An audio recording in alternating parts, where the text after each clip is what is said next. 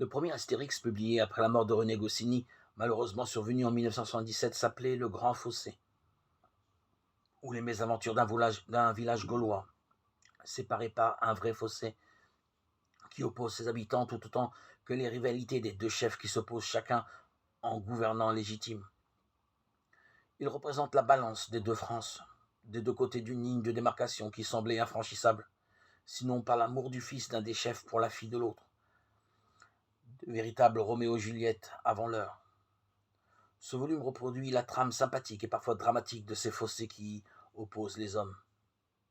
Il s'agit de rivalité, d'amour et de petits complots tels que le sympathique Gaulois et son compère Obélix sont capables de rencontrer. L'Évangile parle d'un autre grand fossé, celui qui sépare inéluctablement le riche de Lazare. Il confirme ce fossé que le premier a bien creusé durant sa vie à l'égard de l'autre, et que son comportement confirme dans l'éternité, puisqu'il ne daigne plus s'adresser à ce pauvre, mais s'adresse à Abraham. Nous approchons du mystère de l'indifférence prolongée et foncière, qui fait que la vraie séparation s'est immiscée non pas dans un village ni au seuil d'une porte cochère, mais dans le cœur du riche, qui ne voit pas que le fossé se trouve en lui avant d'être entre lui et Abraham.